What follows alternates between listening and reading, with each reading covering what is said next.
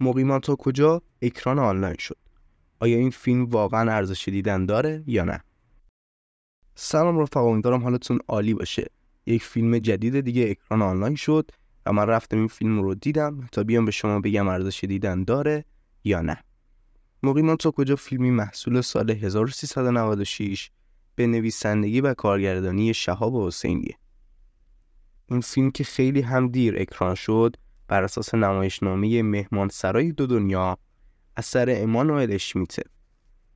توی این فیلم پریناز ایزدیار، شهاب حسینی، آرمان درویش و ناهید مسلمی به هنرنمایی پرداختن.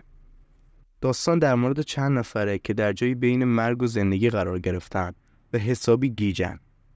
دیالوگ ها و داستان فیلم مفاهیم زیاد و جذابی دارن که باعث میشه شما رو به فکر فرو ببره. بیاین نظر امانوئل اشمیت رو درباره این فیلم با هم بشنویم. من این فیلم را از ابتدا تا انتها دوست داشتم. علاوه بر وفاداری عمیق و همچنین فلسفی و دراماتیکش به متن من، تسلط زیبایی شناختی کارگردان، انتخاب بازیگران زن و مرد، فضای خلق شده اثر و به دفعات احساسات قوی که با روش‌های ساده، ناب و اساسی ایجاد شده را تحسین می‌کنم.